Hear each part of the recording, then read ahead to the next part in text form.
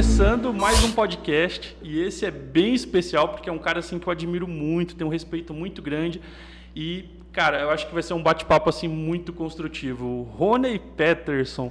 Eu sempre começo perguntando quem que é você, Rony Peterson? Obrigado, Tarcísio, primeiro pela oportunidade de estar aqui com vocês nesse podcast.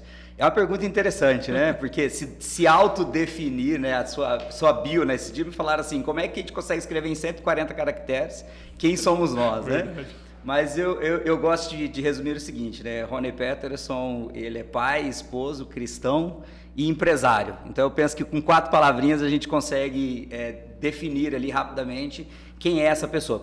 Possivelmente é isso que vai estar nas minhas bios das redes sociais. Porque eu penso que, em primeiro lugar, né, o valor que eu tenho pela minha família, né, pela minha esposa e meus filhos, principalmente. Então, pai, esposo, cristão, que são os meus valores espirituais, vamos dizer assim, e empresário, que é aquilo que eu sempre fiz e amo fazer. Talvez essa seria a definição de quem é Rony Peterson. Legal, muito boa. Conseguiu sintetizar bem. Rony, eu sempre, quando eu trago o pessoal para conversar, eu puxo na memória de onde eu conheço a pessoa. E apesar de você ter sido um mentor, um instrutor, um cara que me ensinou muito na prática mesmo, eu te conheço de muitos anos atrás, acho que lá de 2010. Quando eu cheguei em Dourados em 2009. Né? Eu tinha já Integre desde 2007 em Campo Grande, mas era um projeto que era eu agência, né? Eu tinha um nome... Fazia tudo. Não fazia nada porque nem cliente eu tinha, né? Eu só empreendia o meu conhecimento já com o nome fantasia. Legal. E quando eu vim para Dourados, comecei de fato o negócio, né? Montei uma sociedade que começou a ter um andamento comercial. Na época, basicamente eu fazia site. Então era o que eu sabia fazer. E na época tinha o Paulo Lobo, que era a agência do Lobo, que era o cara, né?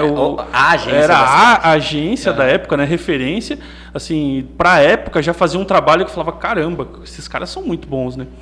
E eu vim, assim, despretensiosamente fazendo um trabalho formiguinha, né? Mas consegui ganhar um certo espaço ali por conta de assim, ele não conseguia atender toda a demanda, tinha uma demanda muito grande ainda, porque só tinha ele que fazia na época, né? E aí, em 2010, eu estava se não me engano, na Expo Agro, e eu vi um stand da Invictus. E aí me bateu aquele gelo, aquele desespero. Porque eu falei, os caras estão prometendo entregar um site por R$30 por mês. Exatamente. Eu falei, meu Deus, acabou minha vida. E aí bateu aquele desespero, eu falei, e agora, e agora? Mas enfim, na verdade, foi um aprendizado porque eu estava começando e entendi assim, que existem nichos e demandas enfim, e tem público para todas as necessidades e para todas as demandas, né? Mas na época me bateu um gelo, porque eu falei, cara, esse cara vai derrubar todo mundo. Ô, Tarcísio, que legal você trazer essa história, porque fazia muitos anos que ninguém falava desse assunto, e agora ter a oportunidade de falar dele é muito legal. Porque basicamente a minha história foi quando eu saí da outra empresa de softwares que eu tinha, que a gente praticamente trabalhava com softwares e sites, mas o nosso forte sempre foi softwares. Que eu meio que cansei daquilo, falei, não, vou abrir outra empresa, não quero mais seguir nessa linha, e eu decidi que naquele momento um dos meus investimentos seria na web, e eu não tinha um conhecimento para isso, técnico. Contratei na época o Girodo, não sei se você chegou a conhecer o Rafael Girodo, que trabalhou para algumas agências da cidade, trabalhou para a DZM, um cara espetacular na parte de criativo, penso que parte de fotomontagem eu nunca vi ninguém tão bom quanto ele. Sim. O Girodo veio para trabalhar comigo e a gente meio que encabeçou esse projeto. Só que eu falo que era um projeto certo para a época errada. Porque naquele momento eu investi todas as fichas que eu tinha naquele projeto. A ideia era, tanto é que o slogan era democratizando a internet. Sim. Esse era o slogan. Sim. E eu coloquei um outdoor na esquina do Shopping Avenida Center, quando ainda não tinha ali o Extra. Bem naquela esquina tinha alguns outdoors, Sim. Eu coloquei um outdoor ali.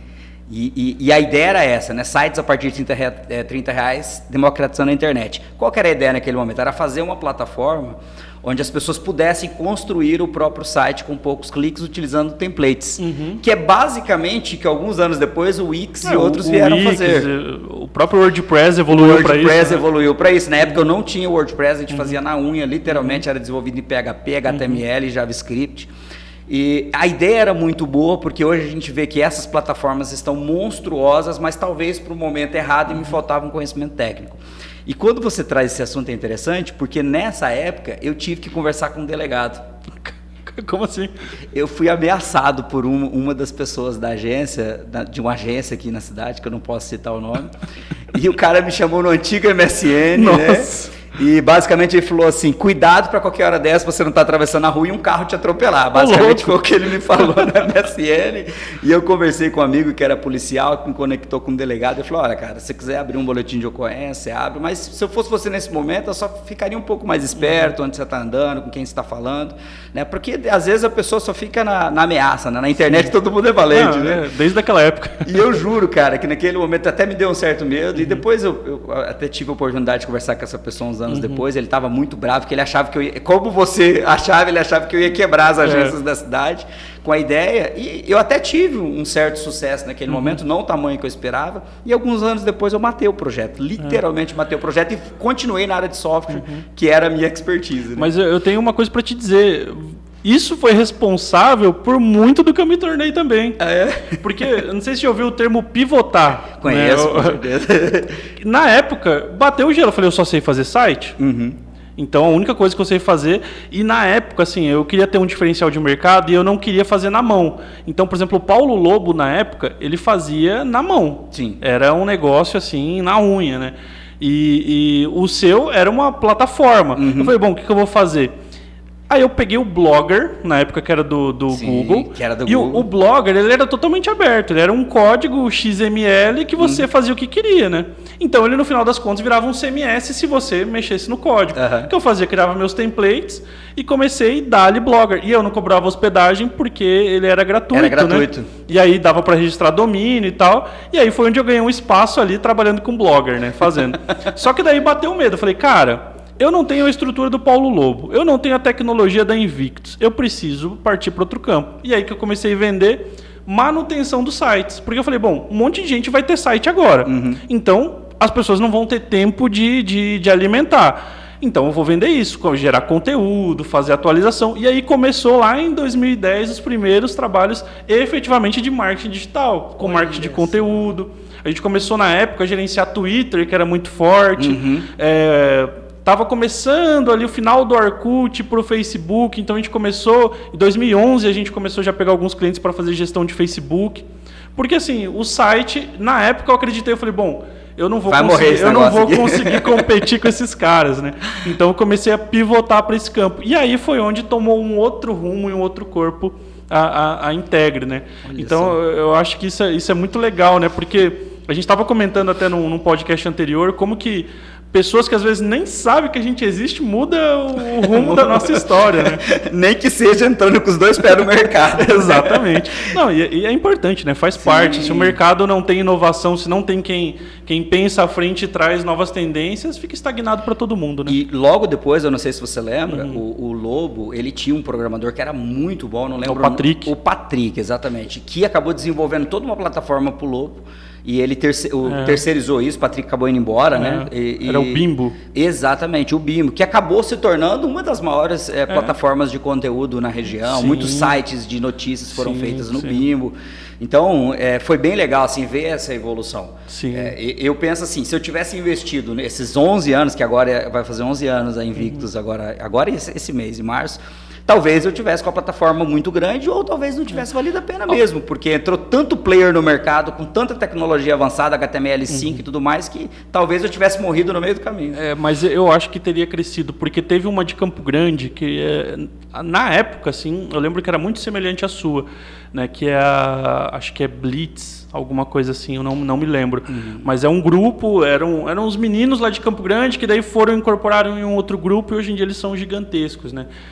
Com a mesma ideia daquela época. Só que eles surgiram, se não me engano, uns 3, 4 anos depois. Assim. Já pegaram as tecnologias novas, o HTML5, que veio trazer toda uma ideia nova. O Bimbo eu cheguei a usar bastante, porque o Paulo Lobo, na época, quando eu comecei a fazer alguns sites, ele me chamou para conversar. Ele falou, cara, vem cá, vamos conversar, né? Como você está fazendo isso? Porque ele falava, o que você está usando? O que você está fazendo? Porque era muito diferente do que eu fazia, né? E não era WordPress, e eu também não entregava meu jogo, né? O que eu estava fazendo. E aí, trocando ideia, foi um cara que me ensinou muito, assim, aprendi muito com ele. Ele sempre foi um cara muito receptivo para ensinar nesse sentido.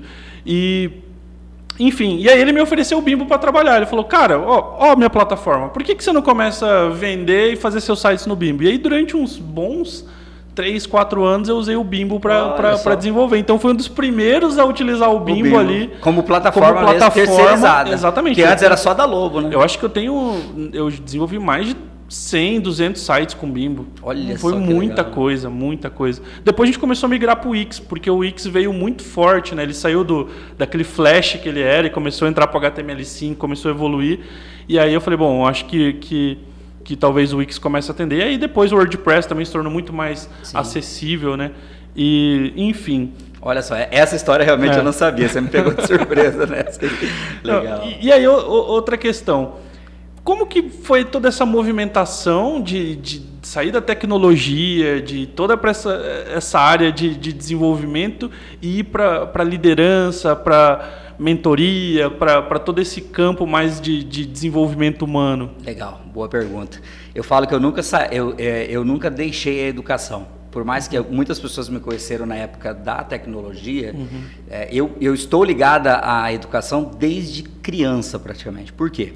Dos 10 até os 12 anos de idade eu fiz aula de piano, aula de piano popular, não era nem clássico, né? Porque eu não gostava da ideia do clássico, achava muito difícil, fui para o popular, comecei a tocar na igreja. E com 12 para 13 anos eu comecei a dar aula de teclado nas casas. Eu levava um tecladinho debaixo do braço, levava nas casas e dava aula de teclado. Então ali começou o meu mundo com a didática. Então eu comecei a dar aula muito cedo. Eu acabei indo para o mercado de trabalho, fiquei 2 anos numa grande indústria frigorífica. Ali eu trabalhei nas finanças, trabalhei com a parte de tecnologia também, desenvolvimento de softwares. Mas eu acabei passando um concurso do Senai. Aí eu fiquei mais 4 anos no Senai. Então eu não saí da educação. Sim. E logo depois que eu me formei, eu fui para a universidade como professor universitário. Então, o tempo todo eu sempre estava ligado de alguma forma à educação. Agora, o desenvolvimento pessoal é bem interessante, por quê? Porque eu falo que, por mais que eu sempre estive ligado à educação, paralela à tecnologia, o que me despertou para o desenvolvimento pessoal foram as formações na igreja. Porque eu venho eu venho do processo de formação na igreja como formador. Eu fui formador, hoje não sou mais, mas eu fui formador.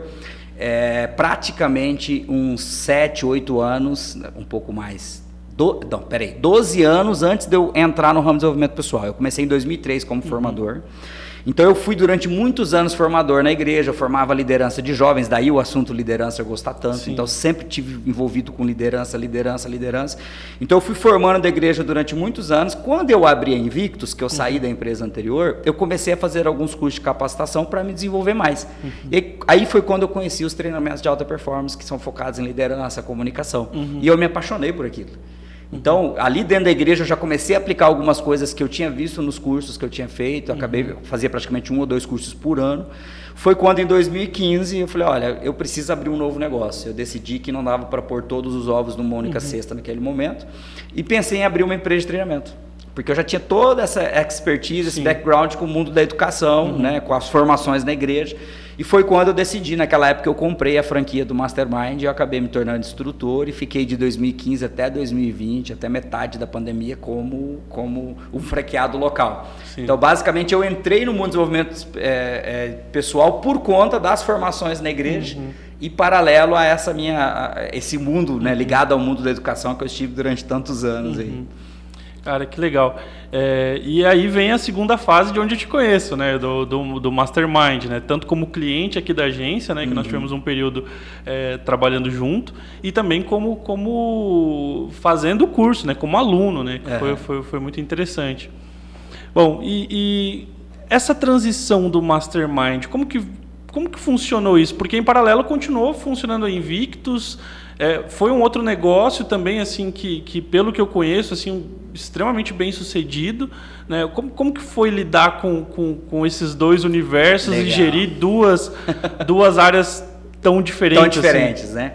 É legal essa pergunta porque eu só decidi que eu abriria um segundo negócio quando eu eu percebi que eu tinha algumas pessoas internas que já estavam preparadas para me auxiliar na gestão da Invictus. Então eu fui formando uma pessoa internamente, que hoje é minha sócia, que é a Aline, é uma das sócias da empresa.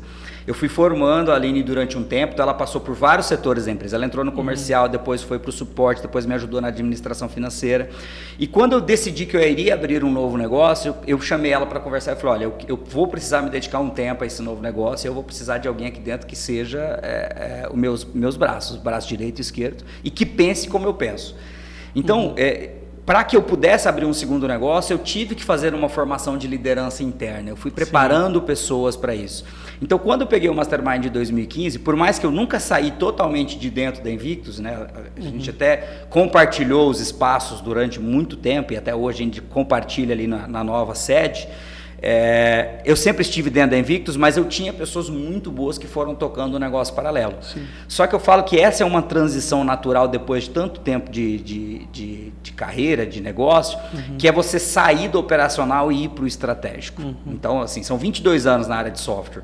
Então, há 5 anos atrás, eu praticamente saí do operacional e fui para o estratégico, que era estar antenado aos números, ao que estava acontecendo, a evolução do produto, mas não estar no operacional, nem desenvolvendo, nem atendendo, nem vendendo. Então, a preparação também para ir para o estratégico foi muito boa para mim. Por mais que tenha sido um tempo longo, vamos dizer assim, praticamente 15 anos desde que eu comecei minha carreira, mas naquele momento eu senti que dava para ir para o estratégico. E aí, agora, durante a pandemia, eu voltei para o operacional, né? Que aí eu decidi acabar finalizando o contrato com a franquia, porque os treinamentos praticamente pararam nesse período, né, por conta das restrições de treinamentos com público, e voltei 100% para dentro do negócio, e agora eu estou no operacional de novo por um tempo. Eu voltei para o operacional assumindo algumas áreas que eu penso que são áreas chaves do negócio, eu voltei para dentro novamente. Mas basicamente foi assim que eu consegui fazer essa transição, né, da Invictus para o Mastermind. Então ficou paralelo durante um tempo, literalmente. Sim. Não, a gente tem um mascote aqui, toda vez ele invade a gravação aqui no meio, daí a gente deixa, né? Porque, deixa aí. Enfim. Mas esse é um desafio que eu vejo assim de muitos clientes, de muitos empresários que eu conheço também, que é você conseguir dar autonomia para a empresa, né? Você conseguir abrir mão do operacional, que envolve até, eu digo por mim, envolve até uma certa vaidade, às vezes, de você querer fazer, de você querer cuidar, e aí você delegar e ter a segurança de que as coisas vão acontecer bem, né? O que você diz nesse aspecto? Qual que é a recomendação que você daria para quem está com esse mesmo desafio? Legal. Eu penso assim, quando você encontra pessoas boas que você pode capacitar, é um processo de desapego, literalmente, como você falou, porque às vezes envolve paixão, né? Você fala, puxa, mas eu gosto de fazer isso. Eu falava isso numa mentoria que eu estava dando recentemente, eu falei assim, gente, se eu pudesse, eu voltava a ser só programador, porque eu amo programar. Se tem uma coisa que me faz feliz é escrever código.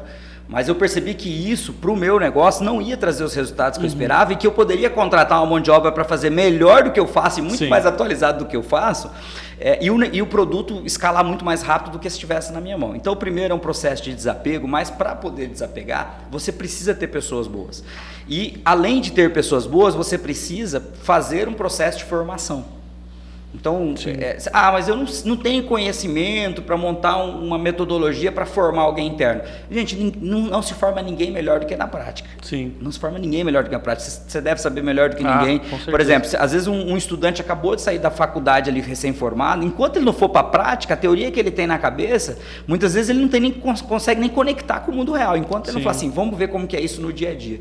Então, é a prática do dia a dia que vai formando as pessoas. E aí tem os básicos da liderança, né? Você tem que dar autonomia. Quando a pessoa erra, você não pode ir lá e desautorizar o que ela autorizou. Sim. Então, aconteceu muitas vezes, de repente, as pessoas que eu estava formando tomaram uma decisão, eu olhar e falar, puxa, eu não concordei com essa decisão tomada. Só que aí eu chamei a pessoa em particular e falei, olha, como é que você chegou nessa ideia? Por que você decidiu fazer isso? Então, eu ouvia, tentava entender o lado da pessoa, e aí, com todo jeito, com toda a técnica, eu ia mostrando que talvez teria uma opção melhor. Eu falava, na próxima vez, tenta seguir nessa linha de raciocínio que talvez dá mais certo, mas eu não desautorizava. Então, seja a retirada de um cliente, seja um desconto que de repente eu não teria dado naquele momento, ou um valor que eu não teria praticado, seja a demissão de um colaborador, ou a contratação. Então, assim, esse processo de você não desautorizar as pessoas que você está preparando já é um passo da liderança. Sim. É você dar autonomia, eu vou deixar ela trabalhar. Só que é o delegar e não delargar, né? Então você delega, mas você fica ali prestando atenção no que está acontecendo e vai dando os feedbacks regulares. Então, esse processo, né, de formar a outra pessoa talvez deixe você mais tranquilo para poder pôr o negócio na mão de outra pessoa, de outras pessoas, como é no caso hoje, que a gente tem mais de 2 sócios, são 3 sócios, que eu penso que talvez facilita você largar um pouco, com certeza, largar o osso, sabe? Com certeza. Vou deixar outra pessoa fazer. Eu até ia comentar sobre isso, né, porque eu achei interessante o fato de você ter tornado sua sócia a pessoa que era seu braço direito ali, né? Porque aí vem uma outra questão, né? A rotatividade de colaboradores que às vezes acontece. Aqui no nosso caso, por exemplo, é comum. As pessoas que vêm trabalhar na Integ normalmente não são especialistas, né? São pessoas que estão ou entrando na faculdade ou saindo da faculdade. E aí, 2, 3 anos depois, quando essa pessoa está tinindo, vem o mercado e... leva. Então, assim, só que isso é o mercado, né? É o mercado. Não tem muito o que fazer. Mas, enfim, assim, eu achei muito legal tudo isso, né? Até por isso que eu quis te trazer para conversar, porque além da questão de liderança e tudo mais, eu acho que você é um empresário que durante essa trajetória teve muitos desafios e muitas questões que você conseguiu, de fato, empregar tudo que você ensina, né? Porque eu acho que esse é um dos pontos interessantes. Pelo menos tentei. Em alguns momentos. Sim. Bom, em relação a projetos futuros, o que você tem em mente em relação a Invictus? O que você está pensando? Qual que é a fase agora? Como eu voltei para o operacional, eu praticamente assumi a área comercial, porque eu tenho uma pessoa, a Aline, por exemplo, essa minha sócia, hoje ela está no Customer Success, ela está no CS. Então ela é responsável pela área de atendimento ao cliente e o CS está na mão dela. Eu tenho um outro sócio que é muito bom, que é desenvolvedor. Então aquilo que eu falei, não vale a pena eu voltar para o desenvolvimento e você contrata uma galera muito boa que está se formando aí para trabalhar. Então eu assumi o comercial novamente.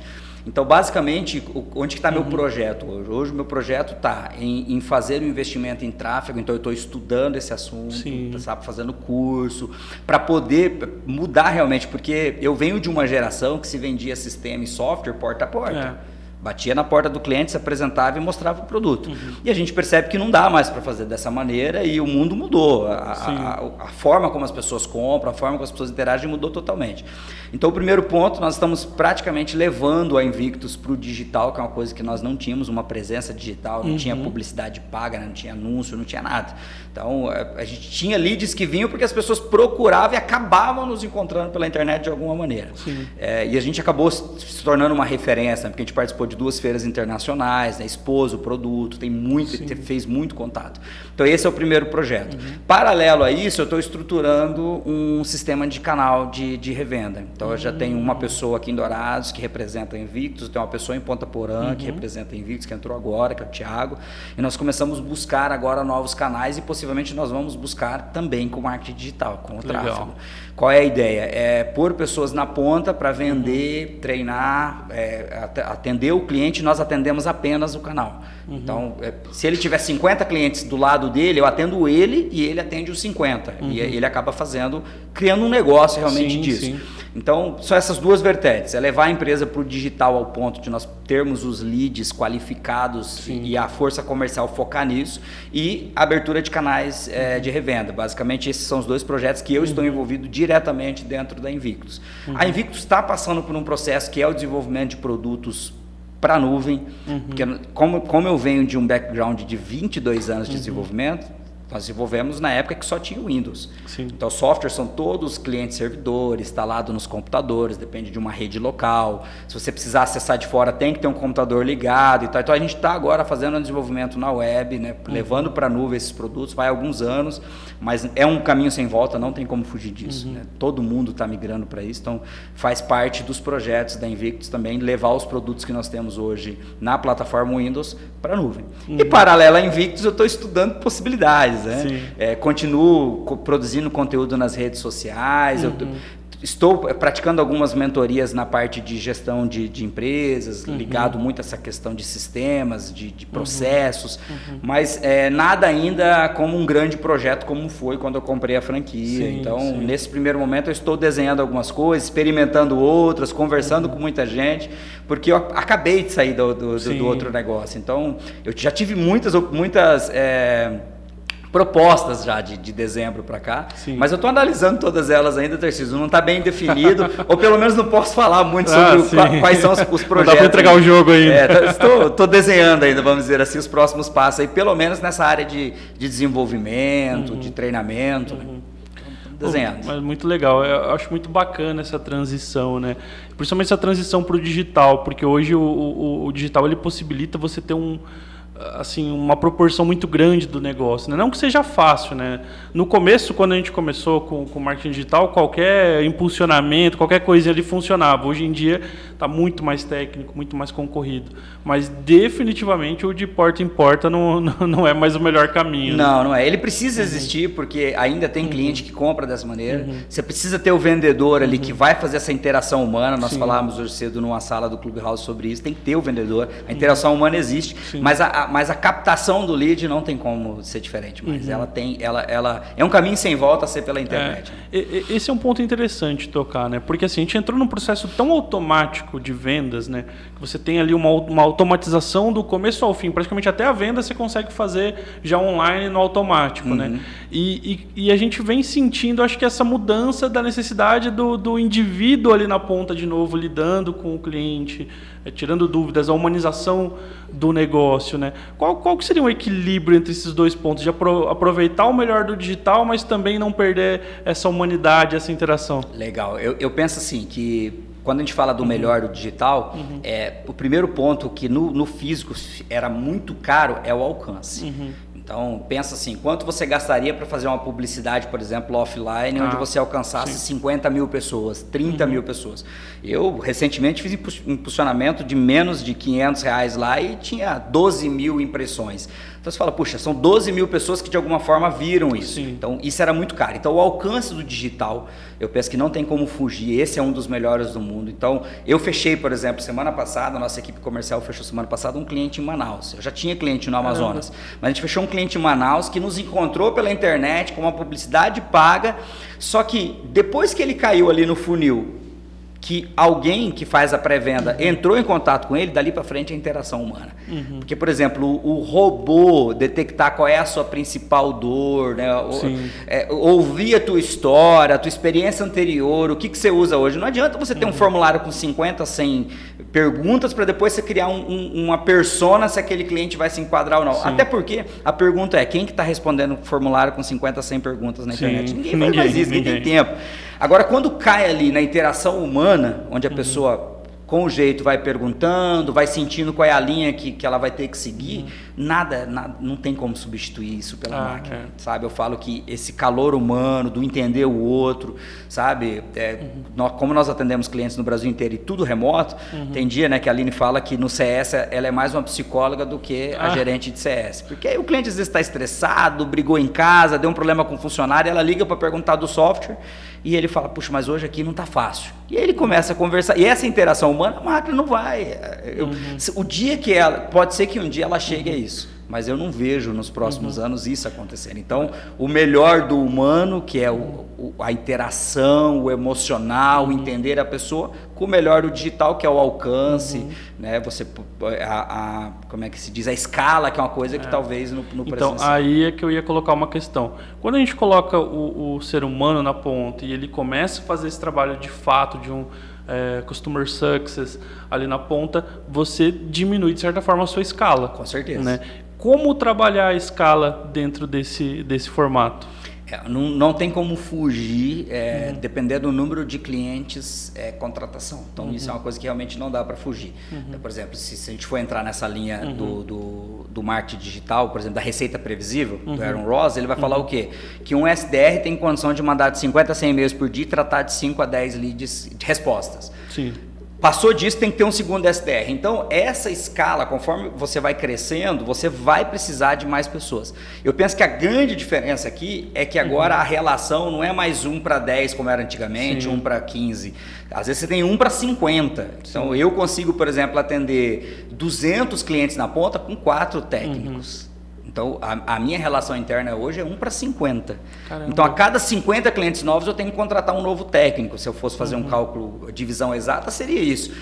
Antigamente, se você pensar como eram os métodos antigos, você não tinha condição de atender 50 pessoas. Imagina que antigamente você tinha um problema no seu computador, o técnico saía da casa dele e ia até a sua empresa, até a sua casa.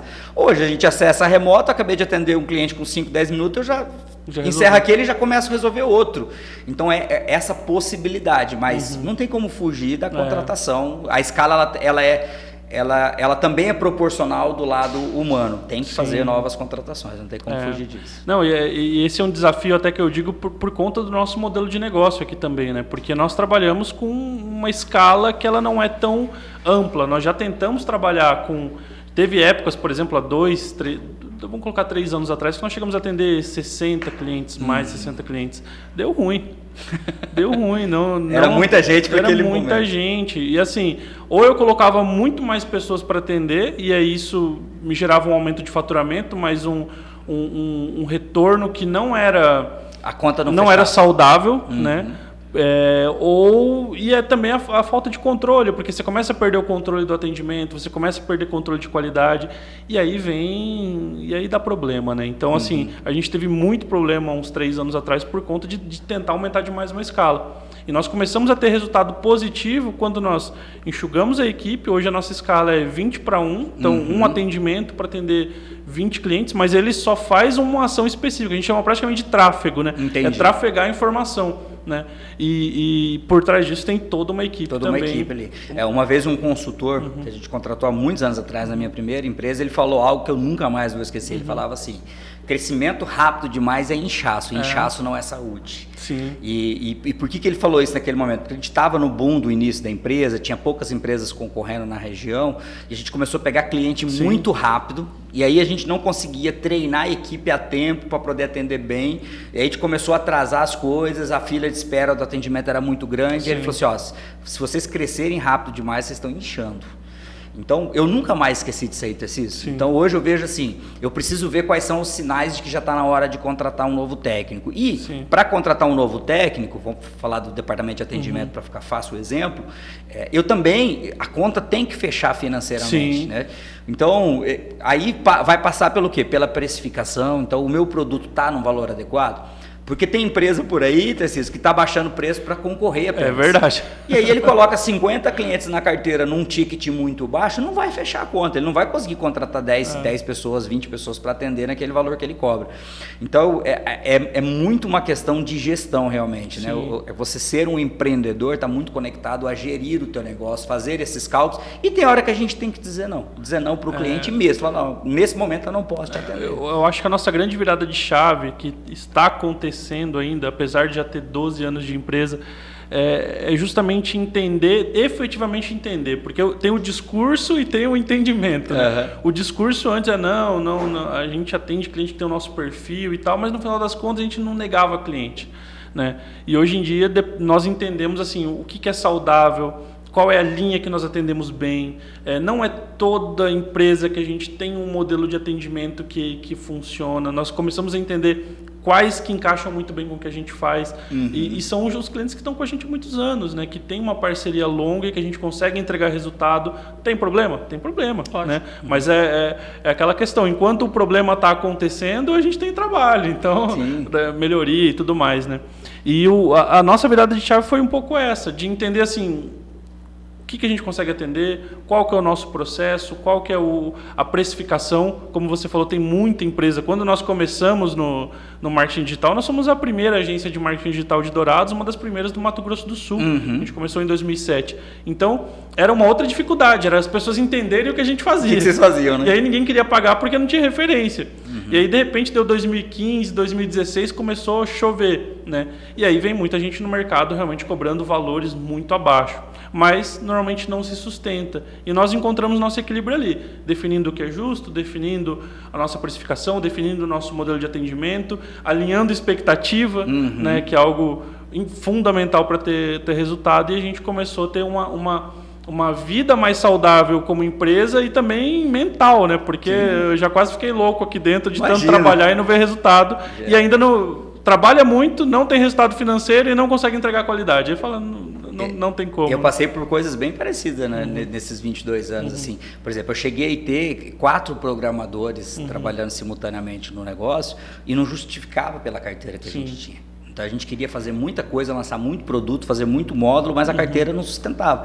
Qual foi o resultado disso? Em algum momento teve que cortar a gente, porque não pagava mais, a conta não fechava, não dava break-even, o vermelho estava sempre acima da linha do azul. Então eu aprendi muito realmente errando, sabe? É aquilo que eu falo que um dos processos da liderança é aprender com os erros, que é da questão da educabilidade. Então, tipo, errei. Então, o que eu aprendo com isso? Então, a gente já passou por esse processo e sabe que a conta não vai fechar.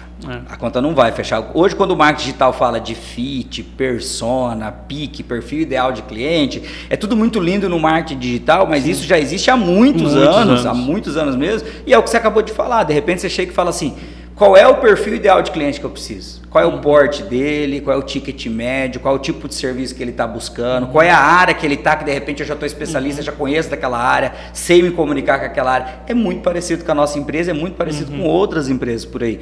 Quando você define o teu perfil de cliente, você não pega todo mundo que vem, porque é natural quando está começando pegar todo mundo que vem. Mas chega no momento que você vai começar a selecionar cliente. Não é porque você se tornou grande demais, é porque a conta não vai fechar. Literalmente a conta não vai fechar. Esse consultor falava para mim há 2 décadas atrás, vai chegar um momento que vocês vão poder escolher cliente. Eu achava que ia ser uma coisa linda, né? Puxa, ó, a gente cresceu tanto que a gente vai dizer, não, você eu não quero, não. É o contrário. A gente está crescendo e a conta não está fechando. Não é que eu não quero você, é que se eu pegar você eu não vou conseguir te atender com qualidade e isso vai me dar prejuízo. Então tem cliente que literalmente dá prejuízo, a gente precisa entender isso. E torna um processo tão natural que praticamente já fica um entendimento claro depois de uma reunião, né?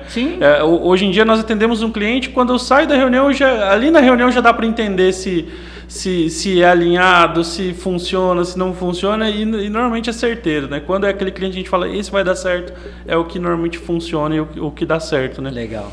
Então, assim, bom, acredito assim, eu não quero deixar um negócio muito longo, acho que dá para a gente ter outras conversas, trazer outros assuntos. Eu acho que assim, esse gancho da gente falar de empreendedorismo, de liderança, de desafios, ele é muito interessante, porque quando a gente traz no marketing digital, a gente está muito acostumado a falar de técnicas e métodos e um monte de coisa bonita, né? Mas na prática existem outros desafios que você pode ter a estratégia que for de digital, se você não tiver isso alinhado, não vai dar certo, né? É descartar o fator humano, né? Eu falo que a gente tem tanta técnica, tem tanto nome, nomenclatura, que as pessoas estão entrando no mundo do digital e estão esquecendo que quem compra do outro lado é um ser humano. Exatamente. O John Maxwell, que é um dos autores que eu mais gosto sobre liderança, tem mais de 50 livros escritos, inclusive, sobre isso, ele fala assim que, no fundo, o grande líder é aquele que entende de pessoas. Então, o grande segredo é, se você aprender a entender as pessoas, a saber como elas funcionam, qual que é o manual de instrução delas, é você perceber a pessoa desde da linguagem não verbal, como ela está naquele dia, você perceber se ela está bem, se ela não está bem, na forma como ela traz. Às vezes um cliente, a primeira conversa, sabe aquela coisa da intuição, como você falou, a gente já sabe se vai dar certo. Mas não é que é intuição, é porque você vai aprendendo a ler as pessoas, a ler o ser humano. Então, se eu pudesse dar uma dica quando a gente fala de liderança para o mundo dos negócios, aprenda a lidar com pessoas. Aprenda a lidar com pessoas, né? Estude essa arte, né? Estude a arte de liderança, de comportamentos, estude a arte sobre a emoção das pessoas, porque no momento que você ficar bom nisso, qualquer coisa que você lançar, Tarcísio, vai dar certo. Se você souber lidar com as pessoas, você vai lançar qualquer coisa, você vai acabar dando certo. Qual que é o segredo do bom atendimento? É tratar bem as pessoas. Você pode ser no carrinho de cachorro quente, na concessionária de um carro de luxo. Se você tratar bem a pessoa, é o segredo do sucesso naquele negócio que ele está. Então, no fundo, tudo se resume a saber lidar com as pessoas. Está ligado à liderança e a comportamento. E por trás de empresas tem pessoas, por trás de marcas tem pessoas, por trás de sistemas tem pessoas, né? Sempre são pessoas. Isso com certeza. É realmente uma dica muito valiosa. E para a gente fechar essa dica, por onde começar e o que você recomendaria para começar essa jornada de entender sobre pessoas? Legal. Eu penso assim, se de repente a pessoa que está nos ouvindo aqui agora falar, eu não posso investir num bom treinamento, não posso investir num bom curso, de repente está no momento que você não pode fazer um investimento financeiro por isso. Existem muitas maneiras de você buscar conhecimento. O grande problema da internet hoje é que tem tanta coisa que é difícil de você filtrar. Sim. Então hoje a gente tem um grande problema, é tanto conteúdo que o grande problema é filtrar. Tanto é que tem muitos influenciadores aí, pessoas estão vendendo curso, que o que ele vende é te dar praticamente a estrutura dos vídeos que ele já entregou de graça para você assistir na ordem certa. Porque ele já entregou tudo em algum momento, né? Basicamente é isso. Eu estou passando por um curso agora, nesse momento que é isso. Eu já tenho isso aqui numa live minha em tal lugar. Então, primeiro ponto, busque quem são as referências nisso. Então, por exemplo, eu tenho alguns autores que são referência para mim. Então, eu vou buscar esses autores. Então, gosta de ler? Então eu vou buscar bons livros sobre o assunto. Esse é o primeiro passo. Eu falo que é o mais barato e o mais fácil. Se você tem alguém na internet que você gosta, que conhece a história dela, começa a seguir, começa a assistir tudo que lançar, os podcasts que ela lançar, os vídeos que fizer. Busque pessoas que estão alinhadas a isso, a como lidar com pessoas, a relacionamento. E terceiro, tem um mentor. Eu falo que isso é o principal. Eu, ao longo da minha vida, eu tive muitos mentores. Quando eu estava lá na igreja, eu tinha uma pessoa que me mentorava, que era um tio meu, que era pastor de uma igreja, de uma outra religião, inclusive. E toda vez que eu tinha uma dúvida sobre liderança, que eu estava tendo algum problema com a equipe que eu liderava, eu ia lá na cidade dele, conversava com ele, falava, como é que se fazia quando acontecia isso? Ele era o meu mentor naquele momento. Aí eu fui tendo consultores, pessoas que ao longo da minha carreira foram pessoas que foram sendo os meus mentores em determinados assuntos. Por quê, Tarcísio? Às vezes um café de meia hora, de 40 minutos que você paga para a pessoa, né? E aí fica a dica, se você convidar alguém para você poder sugar o conhecimento dela, paga o café pelo menos, né? Às vezes 10, 20 reais que você investiu naquela pessoa ali, meia hora, uma hora de conversa, vai valer muito mais às vezes que um treinamento. Sim. Que às vezes você paga milhares de reais e às vezes uma hora a pessoa te dá um insight, te dá uma dica, ou você fala, eu estou com essa situação, como é que você resolveria? Você já passou por algo parecido? Então busque mentores, busque pessoas que estão alinhadas aos seus valores, aonde você quer chegar, e se não... Busque pessoas acessíveis, sabe? Porque às vezes a gente fica pensando em mentor e pensa num grande empresário mega multibilionário, você não vai ter acesso ao cara. Então, busca pessoas perto de você, tenha referências. Einstein dizia que nós somos as nossas referências. Então busque referências, tenha mentores, leia bons livros, busque muito conteúdo na internet. E quando você puder, invista em treinamentos, faça bons treinamentos. Existem muitos treinamentos no mercado, não é só o treinamento que eu ministrava que é bom, tem muito treinamento maravilhoso no mercado. Busque treinamentos que estejam alinhados com esses assuntos, que também esses processos ajudam muito no desenvolvimento das pessoas. Legal, Rony. Cara, acho que é isso. Muito obrigado, assim, é um papo muito legal, dá para conversar horas, mas também para não ficar muito chato para quem está assistindo, né? Acho que dá para a gente terminar por aqui. E, cara, só tenho a agradecer, assim, por tudo que eu já aprendi. Eu sigo seus conteúdos nas redes sociais, também recomendo. A gente vai deixar aí os links para quem quiser seguir, vale muito a pena. É isso, cara. Obrigado, Tarcísio, pela oportunidade, obrigado por toda a audiência e todos que estão nos acompanhando aqui nesse podcast. E sucesso, cara, sucesso nos seus projetos, sucesso nesse podcast aqui. E conte comigo, sempre que você precisar, estou à disposição aí. Beleza, valeu. Obrigado, valeu. Falou, cara. Obrigadão. Show de bola. Muito bom.